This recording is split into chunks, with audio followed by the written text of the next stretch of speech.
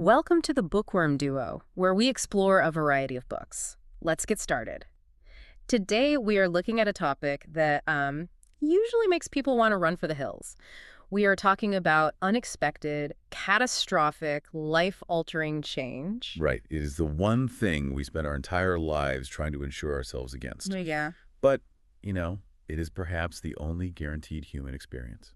We're doing a deep dive into The Other Side of Change by Maya Shankar. And frankly, this book is just a masterclass in human resilience. It really is. And I want to start with a concept from the book that actually made me laugh out loud because I felt so personally attacked by it. It's called The End of History Illusion. Oh, yeah. This is a great place to start because it really frames everything else we're going to talk about today.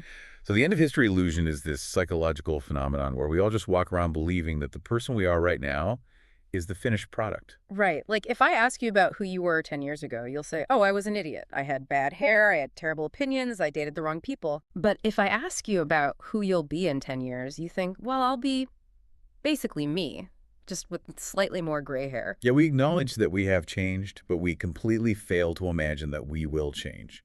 We think we've reached the summit of our own evolution. And Maya Shankar's book is essentially a series of case studies on what happens when the universe just shatters that illusion for us, when the map doesn't just change, but it catches fire. And before we get into the specific stories, and trust me, there are some wild stories in here we have to talk about Maya Shankar herself, because she isn't just, an academic observer sitting in a lab coat. She has serious skin in the game. She really does. Her backstory is so crucial to the tone of the book.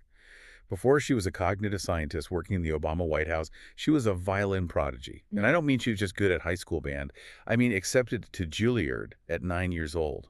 She was a student of Itzhak Perlman. Wow. Yeah, her entire identity, her finished product self was Maya the violinist. That was the plan. That was her future. Until she injured her hand. A single tendon injury. And overnight, the future she had built her entire life around was gone. So when she interviews people for this book, she isn't looking for the Hollywood ending where everything wraps up neatly with a bow. She's looking for the messy middle, where the identity shift actually happens. Let's get into that messy middle. The first case study she unpacks is terrifying. It's the story of Olivia Lewis. This story is a perfect masterclass in a specific psychological defense mechanism called second-order denial. So, Olivia was a college senior. She had normal worries, right? Like grades. Does her boyfriend's wealthy family judge her? Is her minivan too beat up? Just everyday college stuff. Exactly. And then, out of nowhere, a massive brainstem strike. And she wakes up with locked-in syndrome. She is fully conscious, she can think, she can feel everything, but she cannot move or speak. She can only blink. It's the absolute ultimate nightmare scenario. Now, first-order denial would be Olivia thinking, I didn't have a stroke. But she didn't do that. She knew she had a stroke. Second-order denial is trickier. It's accepting the event, but completely denying the implications. So she's lying to herself about the timeline. Basically, she's protecting herself from the permanence of it. She convinced herself she'd be back to school in a few weeks. She found this woman named Kate Allett online who had a miraculous recovery from the exact same syndrome, and Olivia basically curated her entire reality around that. She refused to look at any data point that wasn't full recovery. Exactly. She was editing her own news feed just to survive psychologically. There's a scene in the book that is simultaneously heartbreaking and kind of dark comedy. Olivia calls it the hyena scream. Oh man, this scene stuck with me so much. It's such a visceral example of how hard we cling to our old identities. So Olivia's in the hospital, completely paralyzed, with a tube in her throat. And her boyfriend Sean's family comes to visit. Right, the family she was worried about judging her before the stroke. Yes. And despite everything, despite being locked inside her own body, Olivia's main concern in that moment is being poised. She's paralyzed, but she's worried about social etiquette. That is wild. That's the old self fighting for control. So Sean's uncle touches her hand to comfort her, and the emotion just bursts out of her. But because her vocal cords are paralyzed, her cry comes out as this unearthly, high-pitched screech, like a hyena. And her internal monologue isn't, oh my God, I'm suffering. It's, oh no, I'm making a scene. Exactly. She is mortified. It shows that even when your body is completely altered, your mind is still running the old software. She was still trying to play the role of the perfect girlfriend, even though the stage had completely burned down. So how does she break out of that? Because, spoiler alert for you listening, she doesn't get the miracle cure. She doesn't become the next Kate Owlet. No, she doesn't. Yeah. The shift happens when she moves to Spaulding Rehab in Boston. She starts off doing the exact same thing. She makes her family put up a photo wall of her pre-stroke life. She wants the therapist to see cool, artsy Olivia, not patient Olivia. But the therapists, they don't really care about the photos, do they? They totally ignore them, and that actually ends up being her liberation. They treat her current self with dignity, they wipe up her drool, they manage the messy reality, and they do it without any judgment. And Olivia realizes she doesn't have to perform her old self to be worthy of care. There's a specific moment where she gets an adaptive device to type on an iPhone with one finger. Her first sentence isn't some profound poetic wisdom. No, she types, running a marathon would be nice. It's a joke. A completely sarcastic joke. And that is the moment the new Olivia is born. Not because she can walk, but because she found her humor again within the constraints of her new reality. And the landing point of her story is surprisingly domestic. It's about washing dishes. It's so beautiful. Before the stroke, she hated chores. But now, she has regained just enough movement to stand at a sink. She feels the warm water, she smells the green apple soap, and she is just flooded with joy. It sounds almost too simple, though. Is that really resilience? Just enjoying dish soap? It's a restructuring of values. That's the key takeaway here. Resilience isn't bouncing back to who you were before. It's building a new value structure that fits your new reality. Old Olivia valued looking cool. New Olivia values the sensory experience of simply being alive. That is profound. And it brings us to a very different kind of confinement. The story of Dwayne Betts. This takes us from a hospital room to a prison cell. Yes, Dwayne's story deals with possible selves, which is a really interesting concept from cognitive psychology. Dwayne was an honor student, 16 years old, and he participated in a carjacking. He was tried as an adult and sentenced to 9 years in prison. Talk about the end of history. At 16, getting a 9-year sentence in his mind, his life is effectively over. Exactly. He is placed in solitary confinement. It's incredibly bleak. But there's this fascinating detail about the laundry line library. I love this part. The sheer ingenuity is wild. It really is. The inmates would tear up bed sheets to make ropes and literally slide books along the floor under the cell doors to each other. It shows that even in the most deprived environment imaginable, the human brain desperately craves input. So one day, a book called The Black Poets slides into Dwayne's cell. He reads a poem by Etheridge Knight called For Freckle-Faced Gerald. And this triggers something Shankar calls moral elevation. What does that mean in this specific context? Moral elevation is the feeling you get when you witness an act of moral beauty or truth, and it physically uplifts you. Dwayne is reading this poem, and it describes the brutal, ugly reality of prison, the exact terrible thing he is currently living. But it describes it with such precision and artistry that it validates his existence. So it wasn't escapism. He wasn't reading about dragons or wizards to get away from his cell. No, and that's the crucial distinction. He was reading about his own reality, but framed through art. It cracked his imagination wide open. He realized, I can do this. I can be a writer. I can translate this pain into something else. That is the possible self. He didn't just dream it, he saw a tangible mechanism to get there. And he really got there. He didn't just talk about it. He absolutely did. He wrote poetry in prison. He eventually became a lawyer, graduated from Yale, and won a MacArthur Genius Grant. Incredible. But the best part is he didn't leave the prison behind. He founded Freedom Reads, which is an organization that puts beautiful, handmade wooden bookshelves directly into prisons. He believes in the dignity of access to literature.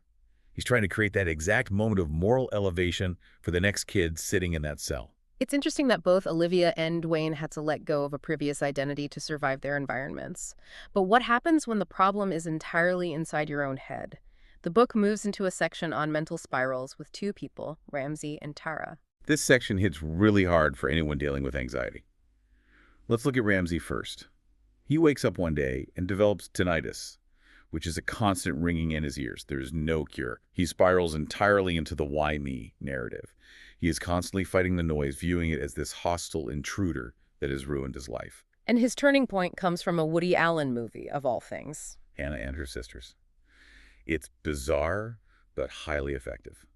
He watches a character face a very similar medical scare, and the character realizes that uncertainty is just a fundamental part of life. Ramsey realizes he can't control the ringing, but he can control his reaction to the noise. That sounds a bit like Stoicism 101. It essentially is, but the psychological term for it is cognitive reappraisal. He stopped labeling the noise as the thing that is ruining his life and started labeling it as just a background noise in a life that is otherwise still really good. Then we have Tara. Her story felt very different because it wasn't about a random sensory event, but a genetic one. Right. Tara's father died of a rare heart condition. She finds out she inherited it. Then she finds out her daughter, Ellie, also inherited it.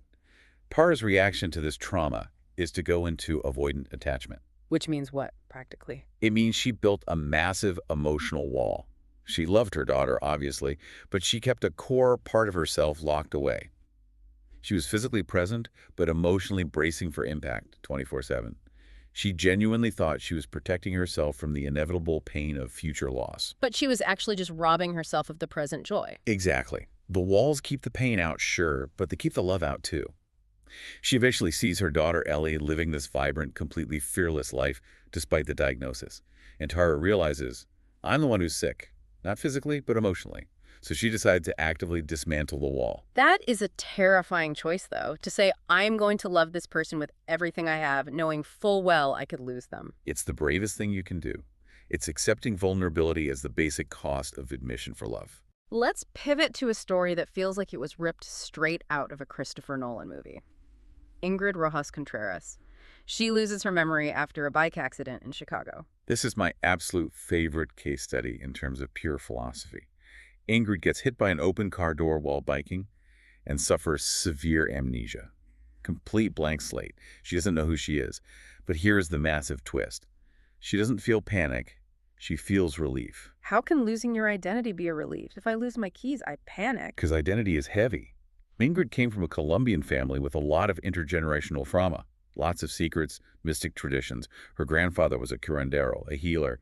There was just a lot of shame and silence in her upbringing. When she lost her memory, she lost the shame. She was literally telling deep family secrets at dinner parties because she didn't know they were secrets. Right. She's just casually chatting away about magic and healers. And her family is completely horrified, but she feels light as a feather.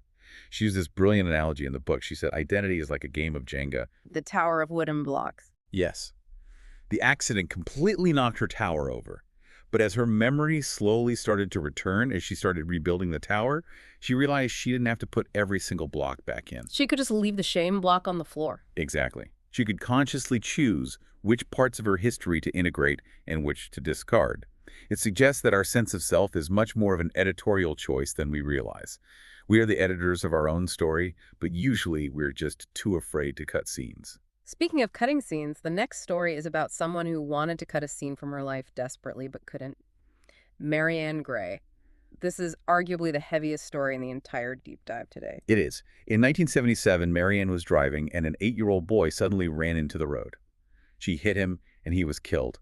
It was ruled a pure accident. It was not her fault at all, legally or practically, but the psychological weight of that is just unbearable. She falls into what the book calls the just world hypothesis. Can you break that down for us? The just world hypothesis is a cognitive bias, where we desperately believe that the world is fundamentally fair. Good things happen to good people, bad things happen to bad people. It's a comforting lie we tell ourselves. But when Marianne was involved in this tragedy, her brain completely broke. She thought, a bad thing happened, therefore I must be a bad person. So she sentenced herself. She did. She denied herself happiness for decades. She didn't have children because she felt she didn't deserve to be a mother after taking a son from someone else. It was literally decades of intense self-flagellation. And the thing that breaks this cycle is really shocking. She forgives someone else. Decades later, an elderly man named George Weller accidentally drives his car through a busy farmer's market, killing 10 people. The public absolutely hates him. They demonize him. They call him a monster in the press. But Marianne sees the news and realizes he didn't mean to do that, just like I didn't mean to. And by showing him grace, she found a back door to showing herself grace. She wrote an essay for NPR, publicly forgiving him. It forces all of us to confront that the just world simply doesn't exist. Good intentions aren't always enough, and tragedy can be entirely random. And because it's random, shame is the completely wrong response.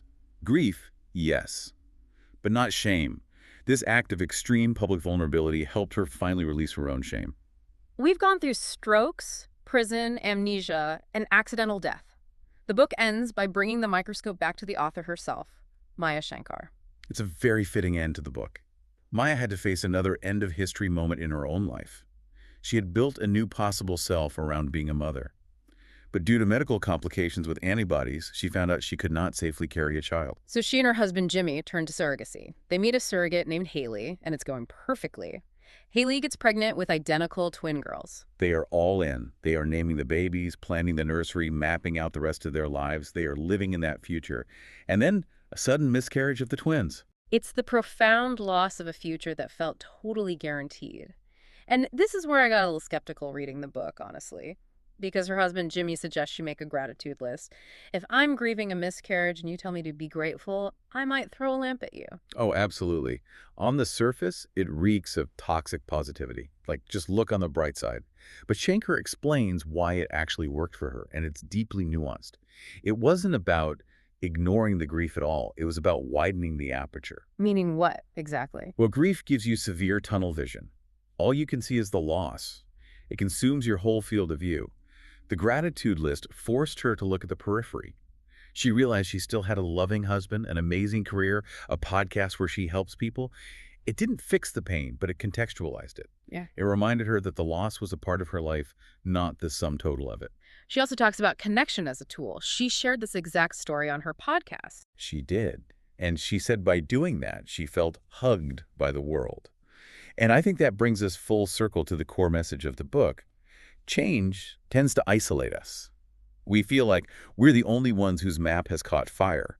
But when you share the story, you realize literally everyone's map is covered in burn marks. So, if we go back to the end of history illusion we started with, we are clearly not finished products. No, we are constantly evolving. And that's actually incredible news. If you are in a dark place right now, the person you are today is not the person you will be forever. You are a constant work in progress. We cannot control the change that happens to us, but we absolutely can control how we integrate it into our identity. And the you on the other side of that change might be someone you actually like better. Or at least someone who can find deep joy in the smell of dish soap. And sometimes that's more than enough. I think that's a perfect place to leave it. For you listening, here is your provocative thought for the day. If you aren't the finished product, what possible self are you actively ignoring right now because you're too afraid to look at it? That is the ultimate question. Thanks for joining us. Subscribe for more bookish adventures and hit that like button if you enjoyed the ride. Don't forget to share the knowledge. Spread the word.